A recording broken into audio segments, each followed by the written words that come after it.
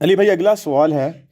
میں نے اپنی جوانی میں بڑے ذوق و شوق سے قرآن حکیم حفظ کیا تھا اور بعد میں اس کی خوب مشق بھی جاری رکھی، لیکن اب مجھے بھولنے کی بیماری ہو چکی ہے، جس کی وجہ سے مجھے اب قرآن کا بہت سا حصہ یاد نہیں رہا۔ اب دوبارہ سے یاد کرنا بہت ہی مشکل کام ہے۔ ایسی صورتحال میں میری توبہ کا کیا طریقہ ہوگا؟ دیکھیں جی، یہ مشکل کام تو ہے، اس میں کوئی شک نہیں ہے۔ اگر کسی کو واقعی جینون بیماری ہو گئی ہے، بڑھاپے میں ہو جاتی ہے بھولنے کی بیماری، تو لا یکلف اللہ نفسا الا وسعها، اللہ تعالیٰ کسی جان پہ اتنا ہی بوجھ ڈالتا ہے جس کا وہ متحمل ہوتا ہے۔ البتہ توبہ واجب ہوگی، اللہ کی طرف رجوع لاتے رہیں، کوشش جاری رکھیں، جتنا یاد ہو جائے، باقی اللہ تعالیٰ معاف کرنے والا ہے۔ اور یہ حفظ والا معاملہ واقعی بڑا سینسٹیو ہے۔ ہمارے مدارس جتنے حافظ بنا کے نکال رہے ہیں نا، ان میں سے 50% بھی مشکل سے ہوں گے جو بعد میں یاد رکھتے ہیں، اور عورتوں میں تو شاید 10% کوئی عورتیں ہوں جو بعد میں قرآن یاد رکھتی ہیں۔ عورتوں کے تو حفظ کے میں اس لیے خلاف ہوں، ان کو کتابیں پڑھانی چاہیے، کیونکہ ان کی بعد کی زندگی میں حفظ کو مینٹین رکھنا مشکل ہے۔ مردوں کو تو موقع مل جائے گا، وہ قیام اللیل کروا لیں گے رمضان میں تراویح، تو ہر سال ان کی ریویژن ہوتی رہے گی۔ عورتیں تو بیچاری پھر بعد میں بچے پالنے کی تکلیف سے گزرتی ہیں، اور پھر ان کے لیے گھر کی مصروفیات ایسی ہوتی ہیں۔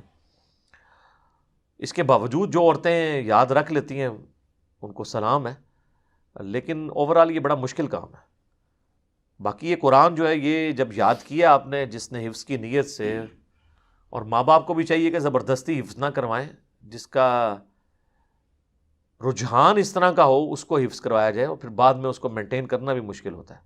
ادروائز آپ دیکھ رہے ہیں کہ جو حافظ قرآن ہے نا جی، وہ جب غلط طریقے پہ چڑھتے ہیں نا، تو پھر عوام بھی پناہ مانگتی ہے ان سے، بلکہ بعض اوقات بعض علاقے کے جو ڈان ہیں ان کا تعارف کرواتے ہوئے بتایا جاتا ہے یہ حافظ بھی ہے، تو جو چھوٹے موٹے ڈان ویسے ہی ڈر جاتے ہیں کہ اچھا ایک ڈان اتو حافظ بھی، یعنی مدرسے جو دی تربیت ہوئی ہے، تو ظاہر ہے تو بہت چھوٹی عمر میں ایجوکیٹ ہو گیا ہوتا ہے نا۔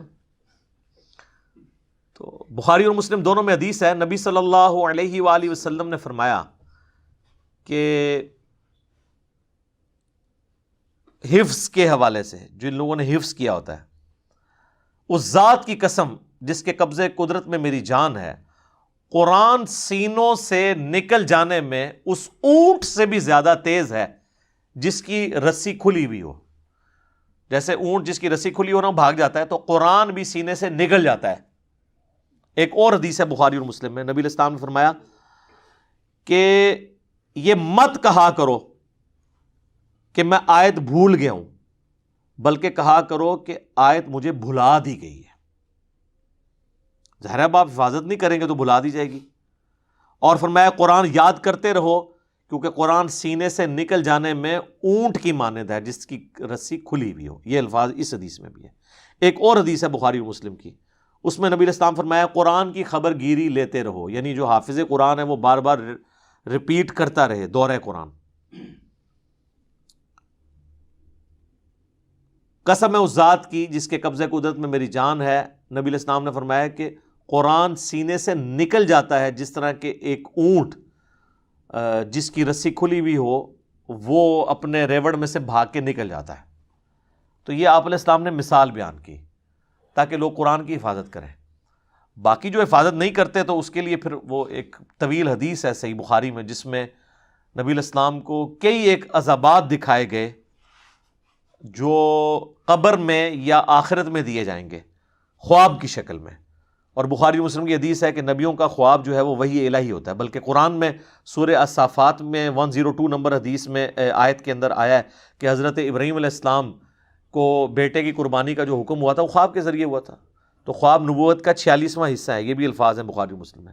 نبی کا خواب میں شیطان کو دخل نہیں ہوتا، وہ ڈیفینیٹلی وحی الہی ہوتا ہے۔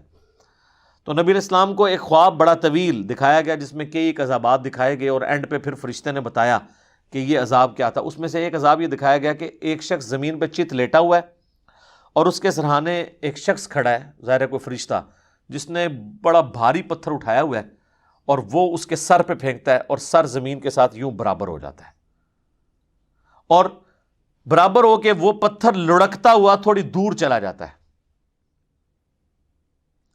وہ فرشتہ وہ جا کے پتھر اٹھاتا ہے، وہ جتنی دیر میں اٹھا کے واپس آتا ہے نا، اللہ اکبر. اتنی دیر تک اللہ تعالیٰ اس کا سر دوبارہ ٹھیک کر دیتا ہے, پھر وہ سر پہ مارتا ہے, پھر وہ پچک جاتا ہے, پھر وہ لڑک کے دور جاتا ہے, وہ پھر لے کے آتا ہے, اس دیر تک پھر دوبارہ اس کا سر بن جاتا ہے دوبارہ. اور اس میں الفاظ ہیں یہ عذاب قیامت تک جاری رہتا ہے. اور بعد میں رسول اللہ کو بتایا گیا کہ یہ وہ شخص ہے آپ کی امت میں سے جس نے قرآن کا علم سیکھا لیکن نہ دن قرآن کے مطابق گزارا نہ رات قرآن کے مطابق گزاری. آپ کو بتایا جاتا ہے حافظ قرآن جو ہے نا خود بھی جائے گا, میں اگلے الفاظ نہیں استعمال کرتا, اور کارل بھی لے جائے گا. وہ کون سا حافظ قرآن جو خود جنت میں جائے گا اور گھر والوں کو لے جائے گا؟ یہ تو اللہ تعالیٰ فرما رہا ہے کہ قرآن نہ دن کے مطابق نہ. اب مجھے بتائیں کتنے حافظ قرآن ہیں جن کا دن اور رات قرآن کے مطابق ہے؟ ان کو تو پتہ ہی نہیں کہ قرآن کے اندر لکھا کیا ہوا ہے. اور پھر جب ہم کہتے ہیں کہ یار حافظ قرآن کی کوئی فضیلت نہیں ہے, کہتے ہیں یہ دیکھیں جی قرآن کی توہین کرتا ہے. یار مجھے آپ بتا رہے ہیں کہ میں قرآن کی توہین کر رہا ہوں؟ اللہ کے بندو, مجھے پتہ ہے کہ تلاوت کی ایک فضیلت ہے, اس سے کس کو انکار ہے؟ وہ جامع ترمذی میں حدیث ہے کہ نبی صلی اللہ علیہ وآلہ وسلم نے فرمایا کہ قرآن کے ہر حرف پہ اللہ تعالیٰ 10 نیکیاں دیتا ہے. اور میں نہیں کہتا کہ الف لام میم یہ 3, میں نہیں کہتا یہ ایک حرف ہے, یہ 3 حرف ہیں. الف پہ بھی 10 نیکیاں, لام پہ بھی 10 اور میم پہ بھی 10. وہ فضیلت اپنی جگہ ہے, لیکن کیا قرآن اس لیے نازل ہوا تھا کہ آپ صرف ثواب کمائیں گے اور اس کے اوپر عمل نہیں کریں گے؟ اور جتنے فضائل آپ کو حافظ قرآن کے بتائے جاتے ہیں وہ کمپلیمنٹری ہیں باقی ساری احادیث کے ساتھ. یہ تو اسی طریقے سے ہے جیسا کہ جو قرآن حکیم کے منہ میں اپنا لقمہ ڈالنے والے لوگ ہیں, سورۃ البقرہ کی آیت نمبر 62 سے لیتے ہیں کہ جی چاہے کوئی یہودی ہو, عیسائی ہو, ایمان والا ہو یا صابی ہو, جو اللہ اور یوم آخرت پہ ایمان لے آئے تو قیامت والے دن نہ کوئی خوف ہوگا نہ غم. تو ہم اس کو بتاتے ہیں بھائی ایمان بالرسالت بھی ضروری ہے. وہ کہتا ہے اس میں لکھا تو کوئی نہیں ہوا. ہم کہتے ہیں ایمان بالرسالت کا تو پیچھے ذکر ہو چکا ہے کہ پہلے ایمان لانا ہے نبیوں کے اوپر, اور دوسرا یہودی عیسائی جو ہے وہ کسی پیغمبر کو ماننے کی وجہ سے ہو رہا ہوتا ہے نا. تو اپنے اپنے زمانے میں جو اپنے پیغمبروں کے ماننے والے ہیں وہ اس میں ایمان بالرسالت امپلائڈ ہے, وہ کہتے ہیں اس میں موجود نہیں ہے. تو یہ بھی آپ بھی وہی کام کر رہے ہیں کہ حافظ قرآن میں امپلائڈ ہے کہ حافظ جو قرآن کے مطابق عمل بھی کرتا ہو. بخاری مسلم میں حدیث ہے کہ جو حافظ قرآن ہے وہ جب قرات کر رہا ہوتا ہے وہ مقرب فرشتوں کے ساتھ ہوتا ہے. مسلم میں الفاظ ہے ماہر قرآن, اور بخاری میں حافظ قرآن. اور جو اٹک اٹک کر قرآن پڑھتا ہے اس کو دگنا اجر ملتا ہے. لیکن یہ کیا حافظ وہ ہے جو صرف حفظ کیا ہوا ہے, نہ وہ نماز پڑھتا ہے نہ سنت کے مطابق زندگی گزارتا ہے, بلکہ اتنا بڑا شیطان بنا ہوا ہے کہ شیاطین بھی اس سے پناہ مانگتے ہیں. اس کے بارے میں آپ یہ فضیلت کہیں گے؟ باقی حدیثیں آپ بھلا دیں گے. سنن ابی داؤد میں حدیث ہے جس کی سند کمزور ہے, لیکن المستدرک للحاکم میں صحیح سند کے ساتھ وہی روایت موجود ہے کہ جس نے قرآن حفظ کیا, جو قرآن صاحب قرآن, اس میں الفاظ ہیں یعنی جو قرآن کا حافظ ہے, قرآن کو یاد کرنے والا ہے اور اس کے مطابق عمل کیا, تو اس کے ماں باپ کو ایسا تاج پہنایا جائے گا جس کے سامنے سورج کی روشنی بھی مان پڑ جائے. تو یہ حافظ ذرا ڈھونڈ کے تو لائیں, سورج روشن ہے, ذرا کوئی ایک حافظ ڈھونڈ کے لائیں قرآن کے مطابق عمل کرے. یہ کہنا آسان ہے. پھر وہ جو ایک اور حدیث ہے جامعہ ترمذی کے اندر, سنن ابی داؤد کے اندر, کہ قیامت والے دن اللہ تعالیٰ صاحب قرآن کو کہے گا کہ قرآن جس طرح دنیا میں ترتیل سے پڑھتا تھا پڑھتا جا, تلاوت کرتا جا اور منزلیں جنت کی طے کرتا جا, جہاں پہ تیری آخری آیت ہوگی وہی تیری منزل ہوگی. سر یہ اس شخص کے لیے ہوگا کہ جس نے قرآن پہ عمل نہیں کیا ہوگا, نہ کوئی نماز پڑھی ہوگی, نہ قرآن کے مطابق عقیدے رکھے ہوں گے, وہ جنت میں جائے گا کہاں سے؟ باقی ساری چیزیں معاف ہوگی, حافظ ہو گیا. تو مسلم کی وہ حدیث کہاں گئی 246 کہ بندے کے کفر اور اسلام کے درمیان فرق نماز ہے. بے نمازی حافظ, موسمی حافظ جو صرف نکلتے ہیں تراویح کے زمانے میں تراویح پڑھا کے ان دنوں میں داڑھی بڑھا لیتے ہیں, پھر بعد میں مڑا کے پھر وہ دنیا داری کے کام شروع کر دیتے ہیں اور نمازیں چھوڑنا شروع کر دیتے ہیں. ان حافظوں کے لیے یہ فضیلت ہوگی, شرم کریں خود.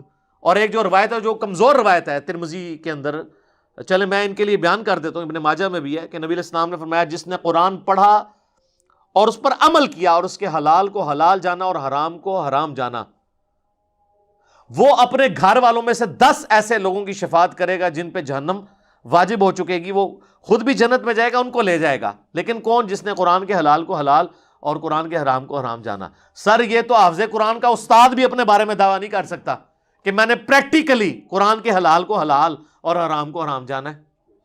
بالکل اس کے اپوزٹ چل رہے ہوتے ہیں. آپ دیکھیں کہ ہمارے ایک دوست ہیں زید چیپا بھائی، اسلام 360 جنہوں نے سافٹ ویئر بنایا. یہ اذانیں ہو رہی ہیں لیکن ہم وقفے میں ایک اذان کا جواب دے لیتے ہیں، وہ سب کی طرف سے کافی ہو جائے گا، اس لیے علمی مجلس کو روکنا ضروری نہیں ہے.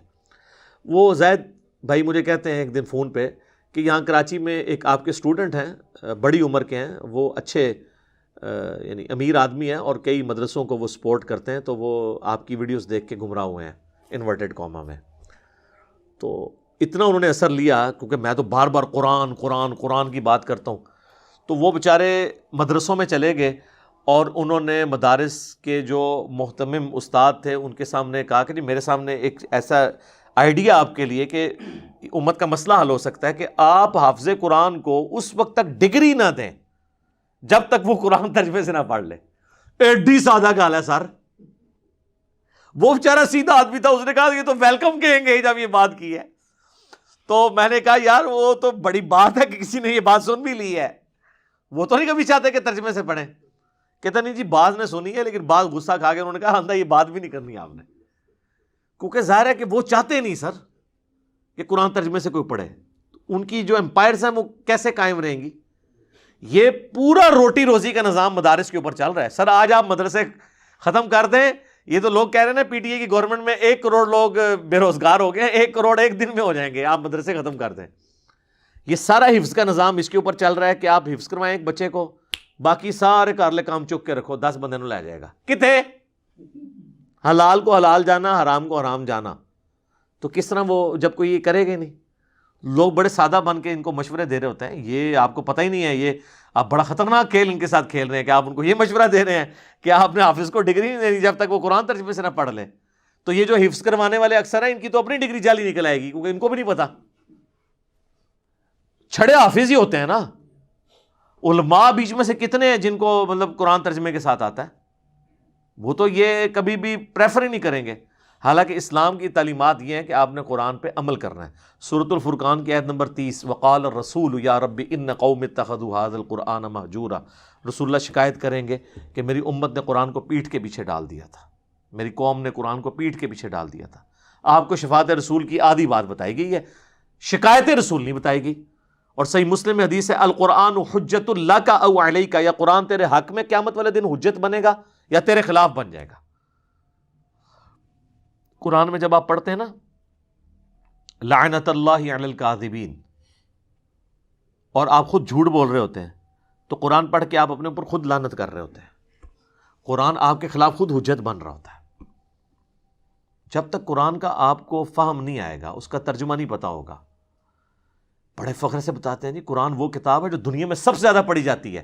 ساتھ یہ بھی بتایا کریں قرآن وہ مظلوم کتاب ہے جو دنیا میں سب سے زیادہ بغیر سمجھ کے پڑھی جاتی ہے. ہمارے آباء و اجداد اخبار کے لیے تو جا کے چوراہوں پہ بیٹھ جاتے تھے، چائے والے ہوٹلوں پہ کہ 10 اج دی کیڑی خبر آئی ہے. لیکن ساڈے کسی بزرگ بابے نے کہتے قرآن نہیں پڑھ کے مولوی نے کہا کہ 10 مولانا یہ کی لکھیا ہے. اللہ دے خاطر انہیں ایک قدر کیتی ہے. تو تسی بزرگوں یاد کر کے کہتے بڑے چنگے ویلے سن. نہ سر، صحابہ تابعین تبع تابعین کے بعد جو اچھا وقت اس دور میں آیا ہے نا کہ ہر بچے کے ہاتھ میں قرآن ترجمے والا بخاری مسلم پہنچ گئی ہے، اسلام نے اپنی ہسٹری میں اتنا اچھا وقت نہیں دیکھا. آپ خوش نصیب ہیں جناب، آپ کو اللہ نے وہ دور دیا ہے. اس طرح کا دور تو پچھلے 1000 سال میں مسلمانوں نے نہیں دیکھا. یہ قرآن کے ترجمے بھی اب آ کے یہ 100 سال پہلے ہی زیادہ تر شروع ہیں. شاہ ولی اللہ دہلوی نے کیا، لیکن بعد میں یہ جو مین جو یہ ایک سمجھ لیں ایک سیلاب امڑ آیا ہے تحقیق کا، اور یہ ہر فرقے کے ایک ایک نہیں کئی مولویوں نے ترجمے کیے ہیں، یہ تو ان 100 سالوں کے اندر ہوا ہے. تو یہ ترجمے کس لیے کیے انہوں نے؟ ہمارے لیے. صحابہ کرام کی زبان کیا تھی؟ عربی. اکثر لکھنا پڑھنا بھی نہیں جانتے تھے، عربی سنی سمجھ لیا. ہماری زبان کیا ہے؟ اردو. ہماری زبان میں بڑے بڑے علماء نے جب ترجمے کر دیے تو اب ہمیں اردو سیکھنے کے لیے تو کہیں نہیں جانا پڑنا. وہ چند ایک دقیق مسائل لے آتے ہیں اٹھا کر، جی یہ دیکھیں جی یہ لکھا ہوا ہے یہ بتائیں. انہوں چھاڑ یار، جو کوئی واضح لکھے وہ دی گل کر. تو متشابہات اٹھا کے لے آتا ہے، دل میں ٹیڑھ پانا نا. اس لیے قرآن کا تو اکثر محکمات ہیں، تذکیر ہے، نصیحت ہے. وہ قرآن بار بار کہہ رہے ہیں وَلَقَدْ يَسَّرْنَا الْقُرْآنَ لِلذِّكْرِ فَهَلْ مِن مُدَّكِرٍ. قرآن ہم نے نصیحت کے لیے آسان کر دیا ہے کوئی سمجھنے والا؟ ہے کوئی نصیحت حاصل کرنے والا؟ تو بالکل آسان ہے. لیکن انہوں نے حافظ کی رٹ لگا لگا کے اور اب حال یہ ہے کہ محفل قرات ہوتی ہیں اور عذاب کی آیات پڑھی جا رہی ہوتی ہیں اور آڈینس بھی کہتی ہے سبحان اللہ، بجائے اللہم اجرنا من النار پڑھنے کے یا اللہم لا تجعلنا منہم، اے اللہ ہمیں ان میں شامل نہ کرنا، یہ پڑھنے کی بجائے وہ سبحان اللہ کہہ رہے ہوتے ہیں، کیونکہ ان کو پتہ ہی نہیں ہے کہ یہ آیات کون سی آئی ہوئی ہیں۔ اور اکثر اوقات تو ہمارے جیسے لوگ جن کو قرآن کی سمجھ ہے وہ بیچارے کسی ایسے امام کے پیچھے کھڑے ہو جائیں جس کو یہی نہیں پتا کہ اب میں نے قرات کو کہاں پہ مکمل کر کے رکوع کرنا ہے، تو بندہ عجیب سا ایک ذہنی الجھن کا شکار ہو جاتا ہے۔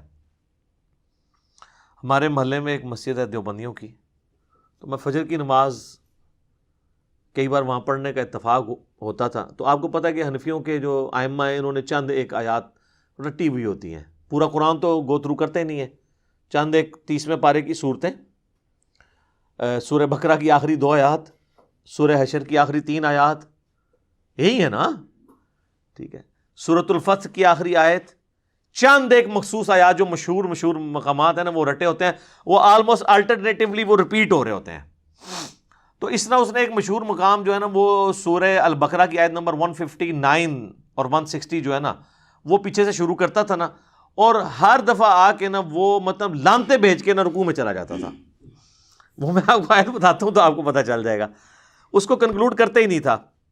یہ سورۃ البقرہ کی آیت نمبر 159 ہے، ان الذین یکتمون ما انزلنا من البینات، بے شک وہ لوگ جو چھپا لیتے ہیں روشن دلائل میں سے جو ہم نے نازل کیے ہیں، والہدا اور ہدایت، من بعد ما بیناہ للناس، بعد اس کے کہ ہم نے لوگوں کے لیے اس کو بیان کر دیا فی الکتاب، کتاب کے اندر یا شریعت میں، اولئک یلعنہم اللہ ویلعنہم اللاعنون، ایسے لوگوں پر اللہ کی لعنت اور تمام لعنت کرنے والوں کی لعنت جو حق بات کو چھپا لیتے ہیں۔ اس کے بعد کہتا تھا اللہ اکبر رکوع میں۔ تو میں نے ایک دن ارادہ کیا کہ یار اس کے ساتھ اگلی آیت ہے اس میں مضمون کنکلوڈ ہو رہا ہے، پوری تو پڑھ لیا کرو۔ خیر اللہ کا کرنا ہوا کہ اس فجر میں اس نے نا وہ اگلی آیت بھی پڑھی، تو وہ اس کے والد صاحب نے اس کو، یعنی میری کرامت نہیں ظاہر ہوئی ہے، اس کو بتا دیا ہوگا کہ بھئی ہر دفعہ لانتے بھیج کے تو چلا جاتا ہے، آگے کیا آیت ہے اس کے ساتھ جڑی ہوئی ہے، الا الذین تابو، اس لیے 2 آیتوں کے درمیان اوپر لا بھی پڑی ہوئی ہے۔ جب 2 آیات کے درمیان ایک آیت کے اینڈ پہ اوپر لا پڑی ہوئی ہو تو اس کا مطلب ہوتا ہے کہ مضمون آگے جا کے ختم ہو رہا ہے۔ الا الذین تابو، ہاں مگر جو لوگ توبہ کر لیں، وہ اصلحوا اور اپنی اصلاح کر لیں، وہ بینوا اور وہ باتیں جو چھپائی ہوئی تھیں وہ بیان کر دیں، یعنی جنگ جمل صفین نہروان والی حدیثیں ہیں، فاولئک اتوب علیہم، تو ایسوں کی توبہ اللہ تعالیٰ قبول کر لے گا، وانا التواب الرحیم، اور میں توبہ قبول کرنے والا مہربان ہوں۔ یہاں پہ ٹاپک کنکلوڈ ہو رہا ہے۔ تو اس طریقے سے یعنی لوگ چونکہ قرآن کا ترجمہ آتا نہیں ہے اور اس کا پھر رزلٹ یہ بھی نکلتا ہے، بعض اوقات حافظ جو ہیں وہ جنت والی آیات پڑھ کے تو اینڈ پہ جہنم کی خوشخبری سنا رہے ہوتے ہیں، اور جہنم والی آیات پڑھ کے جنت والی آیات وہاں پہ فٹ کر دیتے ہیں۔ وہ ظاہر ہے وہ بالکل ساتھ ساتھ چل رہی ہوتی ہیں، تو ان کو تو ترجمہ نہیں پتہ ہوتا کہ اب ادھر کیا لگانا ہے، وہ دوسری پٹری پہ چڑھ جاتے ہیں۔ اگر ترجمہ آتا ہو تو ان کو خود ہی آئیڈیا ہو جائے کہ یار یہ آیت اس طریقے سے نہیں ہوتی۔ ایک تو ہے متشابہ، ملتی جلتی آیات، وہ تو ایک الگ چیز ہے، اس طرح کا معاملہ بھی کر جاتے ہیں۔ تو ترجمہ آتا ہوگا تو فائدہ ہوگا۔ آپ دیکھیں تراویح پڑھ کے فارغ ہوتے ہیں، نہ تراویح پڑھانے والے کی زندگی میں کوئی تبدیلی آتی ہے، نہ تراویح پڑھنے والے کی۔ واللہ قرآن اگر آپ کو پتا ہو کہ قرآن کیا بات کہہ رہا ہے تو میں پوری تراویح کی تو بات ہی نہیں کرتا سر، ایک تراویح، ایک رات کی تراویح، ایک رات کا قیام اللیل آپ کی زندگی کایا کلب کرنے کے لیے کافی ہے۔ اور میں حیران ہوں کہ یہ کون سی اسلام کی خدمت ہے کہ رٹی رٹائی آیات ہیں۔ کوئی دنیا میں ایک مسجد ایسی نہیں ہے کہ کم از کم فجر کی نماز میں، مغرب کی نماز میں، عشاء کی نماز میں وہ سورۃ الفاتحہ سے قرآن شروع کر کے والناس تک مکمل دورہ کرواتے رہے، یعنی قرآن شروع ہو اور مکمل ہو رہا ہو، روزانہ نئی آیات آ رہی ہوں، آپ کا کمپیوٹر چارج ہو رہا ہو دماغ کا، اور آپ دین لرن کر رہے ہوں، ٹھیک ہے، وہ انہوں نے ایسی پابندی لگائی ہے کہ وہ اب پاسبل نہیں ہے۔ اور محفل قرات ہو رہی ہیں، اس میں بھی ریاکاری ہو رہی ہے۔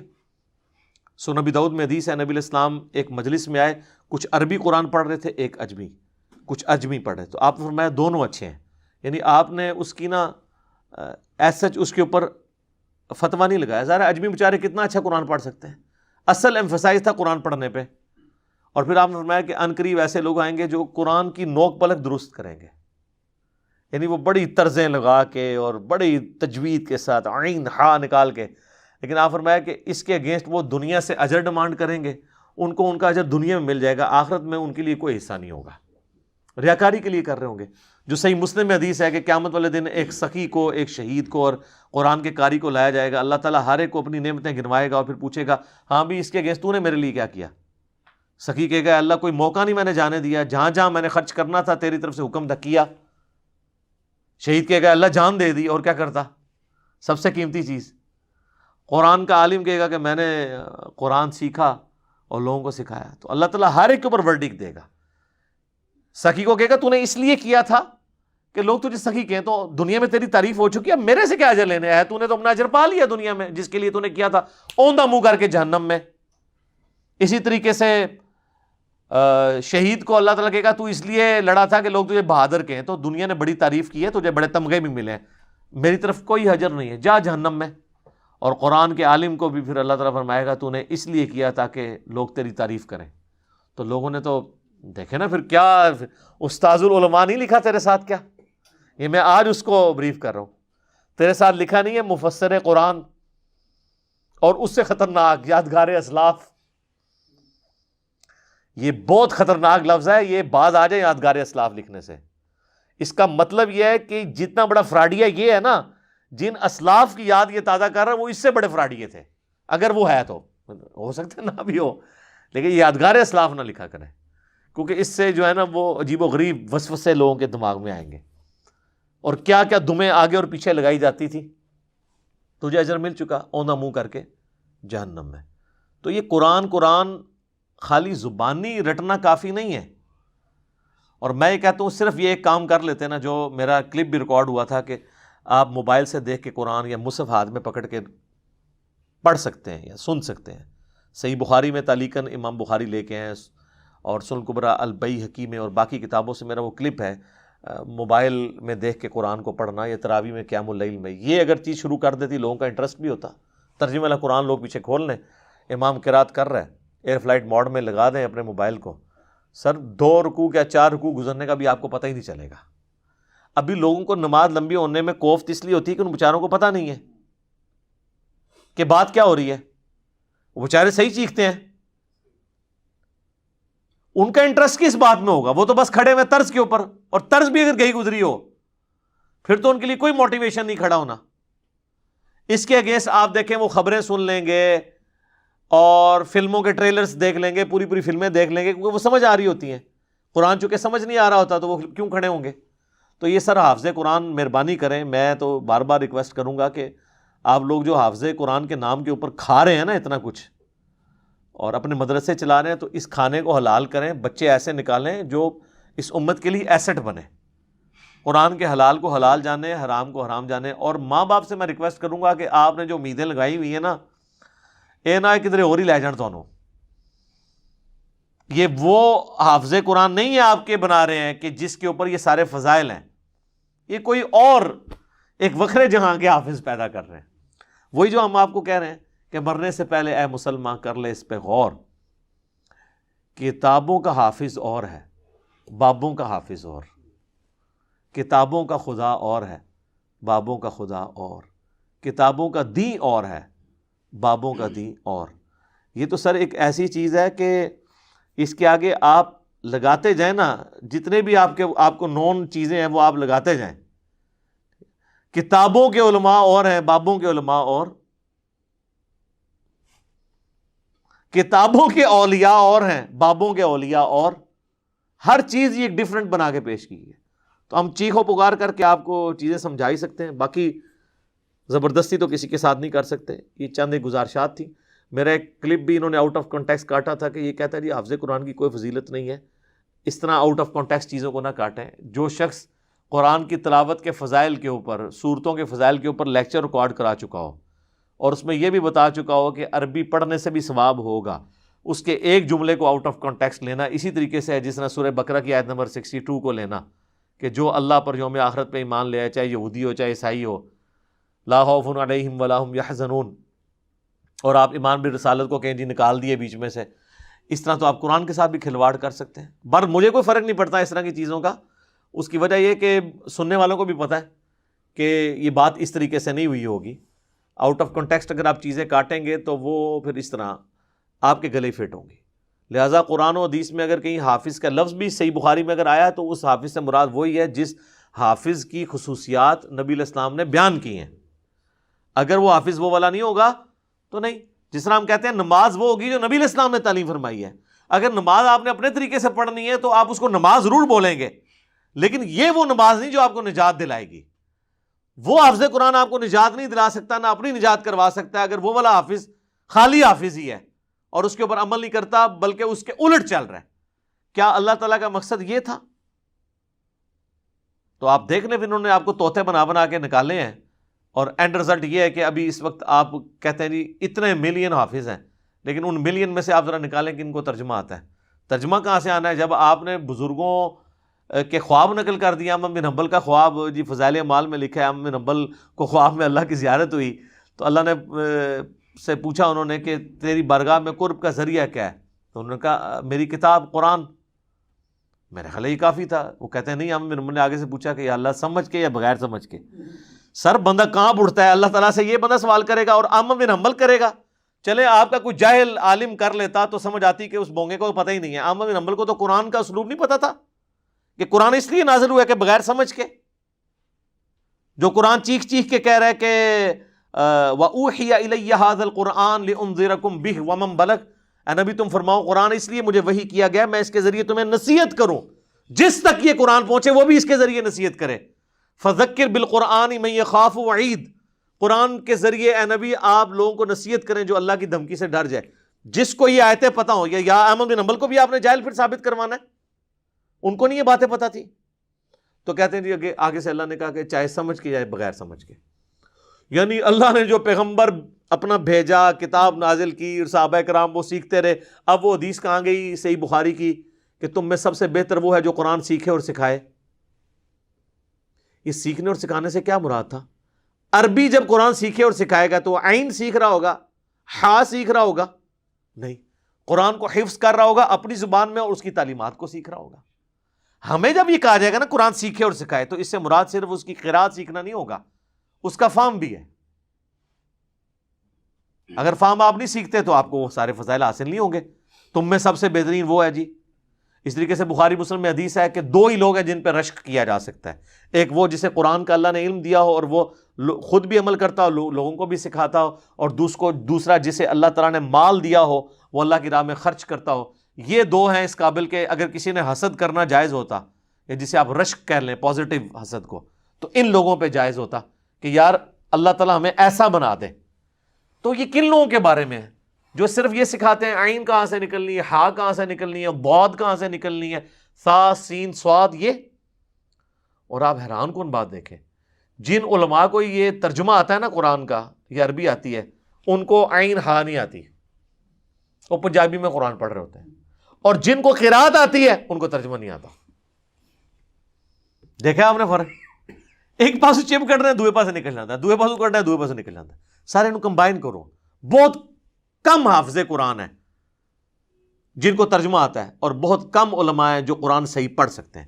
آپ قاریوں کے پاس کبھی بیٹھے ہیں، وہ اتنا علماء کا مذاق اڑاتے ہیں، کہتے ہیں یہ دیکھو جاہل آدمی پڑھ رہا ہے کس طرح، اور وہ طرزیں لگا کے اتنے لمبے الفاظ کھینچ رہے ہوتے ہیں، وہ کہتے ہیں یار یہ دیکھو قرآن کی لحن جلی کر دی ہے اس نے یہاں پہ، اور وہ ہوتے ہیں علامہ، بعد میں انہیں علماء کے ہاتھ بھی چوم رہے ہوتے ہیں جا کے، وہ قاری صاحبان پروٹوکول دے رہے ہوتے ہیں۔ تو اللہ سے ڈر جائیں، قرآن کو سیریس لیں، اور حافظ قرآن اگر کوئی بن رہے ہیں، میری ویڈیوز ان تک پہنچے تو مہربانی کریں میرے بھائی، اپنی ایفرٹ جتنی حفظ پہ آپ پٹ کر رہے ہیں نا، کم از کم اتنی نا بعد میں پٹ کریں اس کو سمجھنے کے لیے۔ ادروائز پھر یہ ایک ایسی کتاب ہے کہ جو یعنی ایک مظلوم کتاب ہے، آپ بھی ظالموں میں شامل ہو جائیں گے۔ اخبار جتنا بھی آپ اس کو جو ہے وہ مرتبہ دینے کے لیے تیار نہیں ہے، اللہ تعالیٰ کو کیا قیامت والے دن منہ دکھائیں گے؟ میں تو صرف ایک رو رو کے عرض ہی کر سکتا ہوں کہ مرنے سے پہلے اے مسلمان کر لے اس پہ غور، کتابوں کا خدا اور ہے، بابوں کا خدا اور۔ ٹھیک ہو گیا جی؟